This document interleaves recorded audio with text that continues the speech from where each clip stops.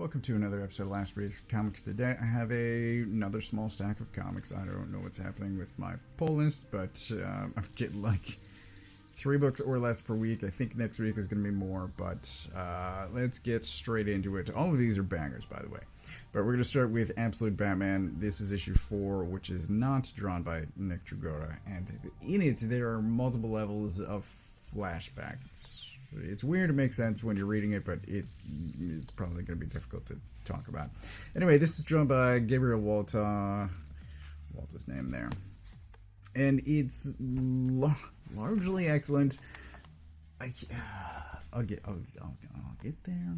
But this is one of the flashbacks. We've got the trial of Joe Hill, and Bruce Wayne makes a speech at that. We've also got his, what I believe to be first outing as Batman. He is there. And it's very odd. So he's got these teeth that he bites into him. Over here he's got a gun. And there's a reason for it, and that's explained somewhat in this other flashback about building a bridge for the Gotham Zoo, and that turns real weird. Kind of Wolverine claws. But his speech to his father, and I guess also the father's speech to Bruce when they're talking about the bridge. Here he is burning his teeth. He's like, this didn't work at all. Which is funny. And then he completely changes up how he plans to be Batman. And that's honestly a great origin story. But this is pretty funny too, because that's Joker callback. Only now there's a roof that the truck smashes into. Like, that's a new level of destruction. So here's the bridge that he winds up building, and it's a good bridge. It looks odd, I would say, but they've got this whole speech about sort of about the bridge, but not really about the bridge, or yes. Right, and so afterward, he decides to change his idea of what the bridge is, and he's indirectly also talking about Batman, which is clever. It's good. I enjoyed it. It's a heavy issue to read as far as just words go. I think this was an entire lunch break on, must have been Thursday.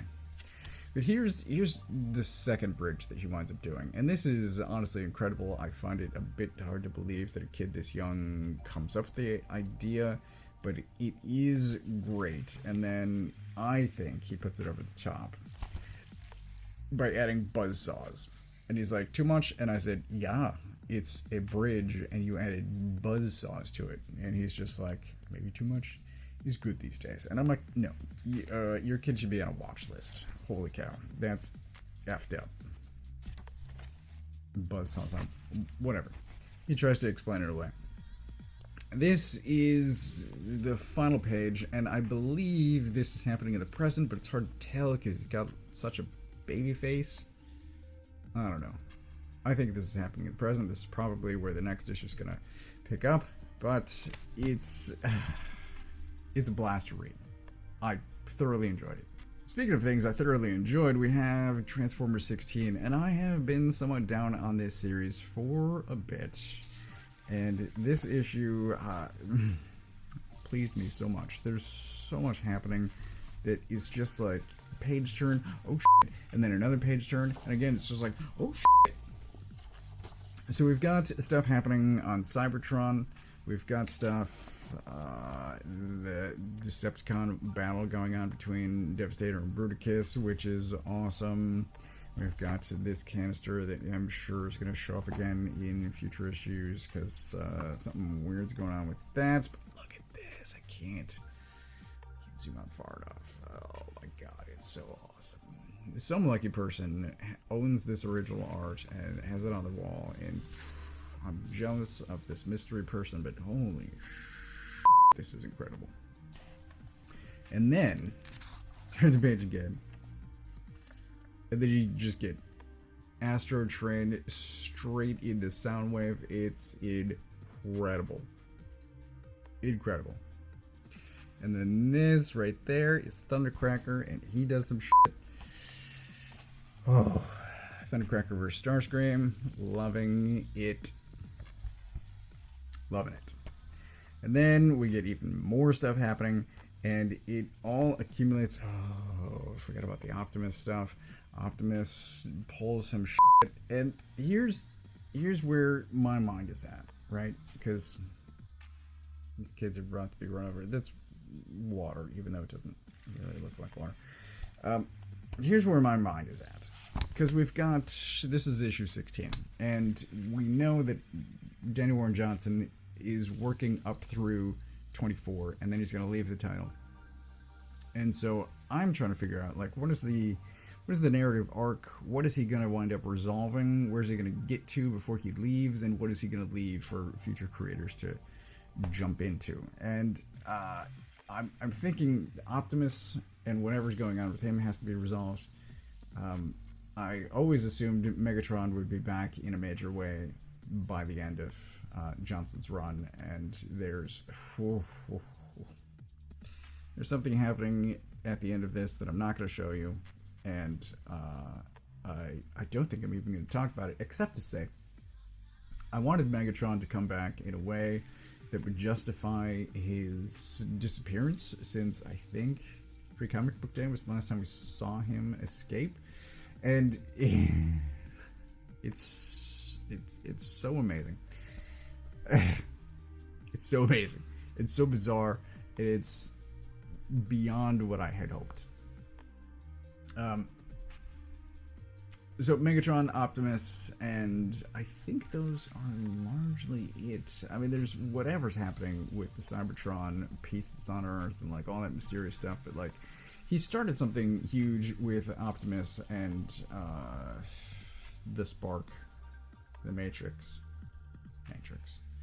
and then he clearly has started something, or maybe that's Kirkman, I don't know where, whatever, Williamson started something with Megatron, and again, I'm like, these things need to reach some sort of resolution before the end, and I can't tell where either one of them is going. I mean, I think I know where Megatron's going. Optimus, I legitimately have no idea, because it seems like the possession aspect of things seems to be negative, largely. Like, what the hell is that? That's not human memories bleeding over, which I thought is what had been happening thus far, but that is not right. Not right at all. And purple eyes, like, is Optimus turning into Nemesis? I don't know what's happening. It's weird. I'm into it. I'm on board. But, like, where's it going? That's my question. Last for single issues this week, we have Napalm Lullaby issue 8. The series appears to be ending. You know what? I wonder if the solicits said that issue 10 was the finale. I don't know. The collection is coming out, and it's through issue 10, and it's Remender and Bengal, two incredible creators, and it's so weird. The series has been weird from the start, and then midway through it takes a turn, and then it gets even weirder, and I'm fully on board, except the one thing, the best way that I can find to describe it is it's like Inception but less explained. So there's multiple layers of reality going on here, and there's a conflict, I will say.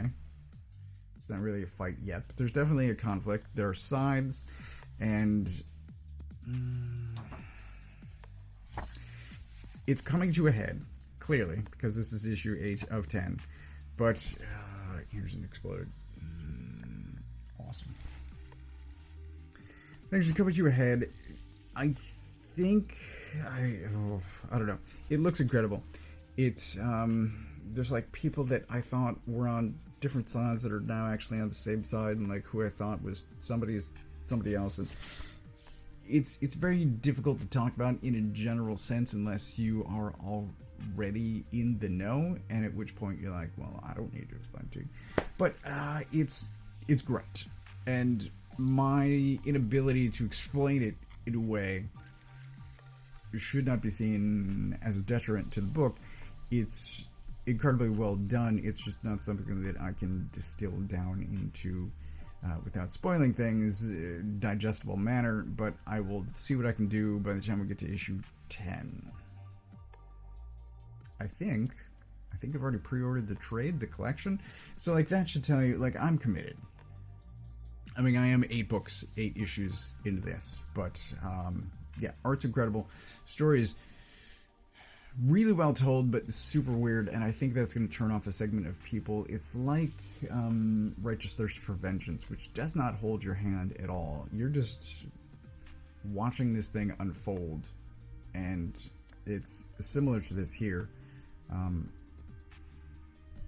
It's great. It's excellent. Recommended.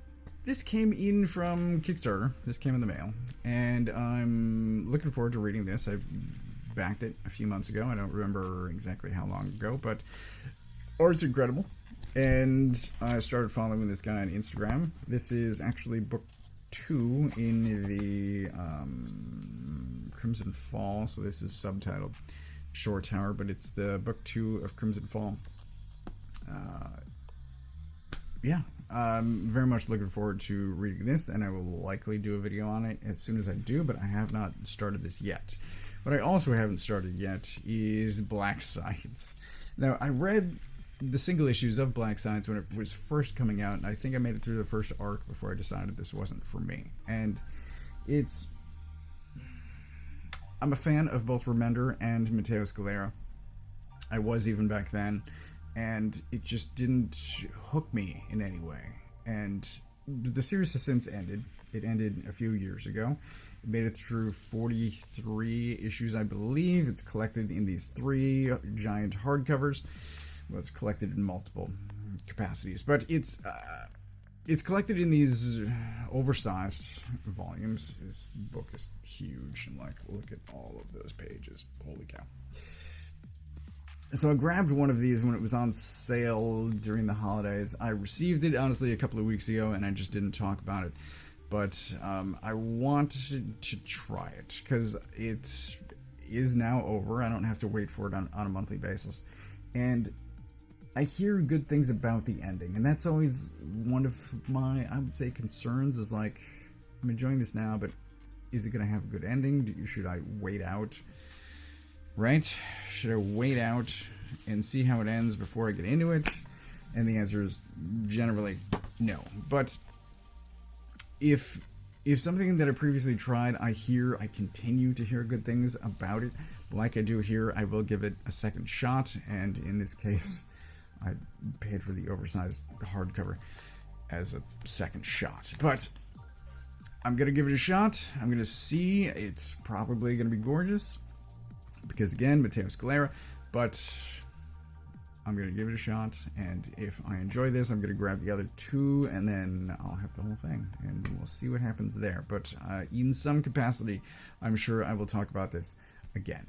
But that is it for this week. It was really only 3 books, and all of them were phenomenal. I think... I don't know. It's kind of... I think I'm going to give Pick of the Week to Transformers, because this is sort of like, as I said, I've been down on the series for a little bit. I think since the end of the first arc, I just didn't think Corona and Johnson were meshing as well as, say, Rossmo. Johnson and Rossmo, or just Johnson on his own. And this is just a phenomenally executed issue, story and art wise. I loved it, and because it was somewhat less in my eyes, that this is so well executed. It's just grading on a curve, I guess, but this is exceptionally well done. And then those final pages that I'm not talking about, other than to say that Megatron shows up, just it's so crazy, and it's so awesome. It is also like, kind of heartbreaking, but I'll see where it goes. I'm fully on board. But this is everything that I got this week. I think next week will be a larger week. Hopefully I can get some more reading in before then, like this. Also, a video on this. But, yes. So pick of the week, I got all of these from a local comic shop. If you don't know where yours is, you can use this URL to find the one closest to you. Thank you for watching.